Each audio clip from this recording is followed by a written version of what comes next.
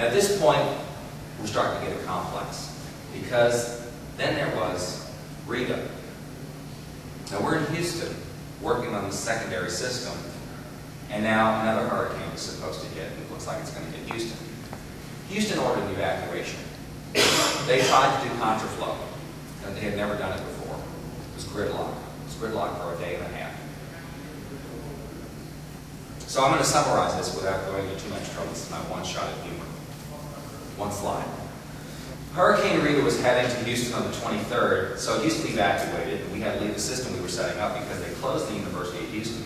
Only took me 17 hours to drive to Baton Rouge, which is normally about a 5-hour drive. It took my boss 23 hours to go from Houston to Dallas. He sat on the interstate for a long time, so I guess I didn't make out all that bad, except when I got to my sister-in-law's house in Baton Rouge, they didn't have any power. Went to bed that night, woke up the next morning, no power, called my house in Metairie, and guess what? We had power in New Orleans. Got in the car in the storm, drove back to New Orleans because I had enough. And wound up going back to Houston 10 days later to finish the work on the new mainframe. And that only took 5 hours. I don't know how we made it from New Orleans to Houston in 5 hours. That's another story. But Rita cost me $130,000 of recovery expenses for those 10 days. We were ready to go with the system in Houston, but we couldn't cut over to it. But we did. Milestones. August 29th, Katrina hits. September 4th, we declared a disaster. September 9th, our systems were recovered. September 29th, 30 days after Katrina, power was restored to our campus, according to the power company. We couldn't use it. I don't consider power that goes off every 35, 40 minutes really usable. So that was a real issue for us. But we were able to return all IT functions to our campus on October 30th, 63 days after the storm. Now think about what we just talked about. We moved our systems from New Orleans to Houston. I'm sorry, New Orleans to Chicago. Then I did another mock disaster drill, moving our mainframe systems from Chicago to Houston.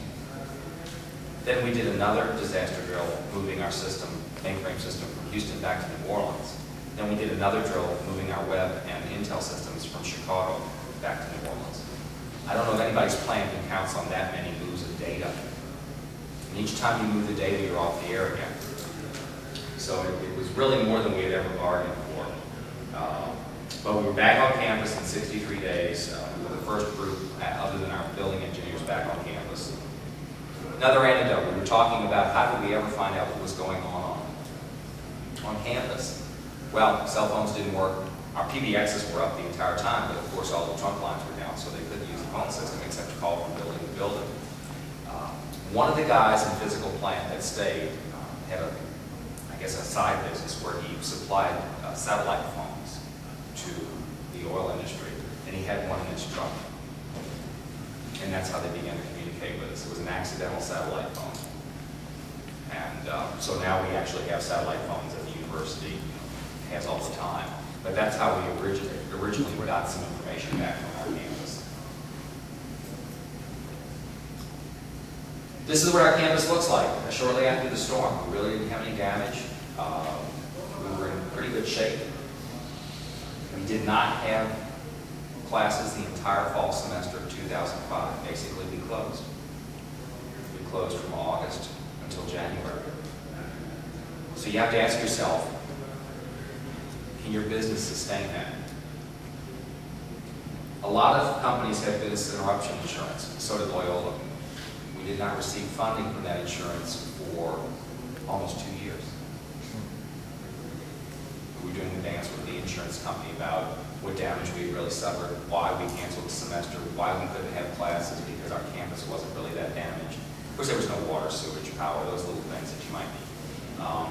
But we eventually prevailed on that. But again, think of no income, extraordinary expenses, and how you would sustain that for months and still make payroll and still pay your bills. So that's a huge component of recovery. So what do I call the components of a successful recovery? Careful planning. I mean, developing the IT plan was a huge task right from the beginning. And it took a lot of planning and a lot of work and a lot of trial and error. But the second most important thing is just careful, revision of the plan on an annual basis and testing it on an annual basis. And I would say that probably the third most important thing is testing and revising the plan on an annual basis. And I can't stress that enough, so I made it number 4 as well. Things change. Every year when we test the plan, something doesn't work. Lots of things don't work because, oh yeah, we changed that. We don't run that system anymore. Or we changed the way it interfaces to this system. And you'll never remember throughout the year to go update that DR plan. So the annual test is what really flushes it out.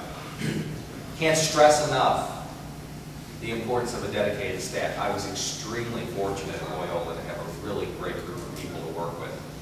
We talked about asking people to do extraordinary things at an extraordinary time. My computer network services director had 6-7 feet of water in his house. I had 4 or 5 other folks that lost their homes as well. And without exception, every one of them stepped up to the plate and did what they had to do for work. That's an extraordinary thing. You can't always count on that. I was very fortunate that we had that. But again, think of asking people to, well, don't worry about your house. Don't worry about your mom's house. I need you to go into work and do this, or I need you to go to Chicago and do this, I need you to go to Dallas and do this, or Houston to do this. It's an incredible thing you're asking folks to do. So that can't be overlooked. And guys, we were lucky. There's so many things that can go wrong with the plan. We were really, really lucky that everything worked and it came into line. We were the only university in the city that had an actionable plan before the storm. Some of our neighboring institutions contracted in the weeks after the storm to try to break things up. That's a heck of a way to have to do things. We were lucky that our administration had bought off on the concept of an IT recovery plan and funded the implementation of it. But again, we were very, very lucky.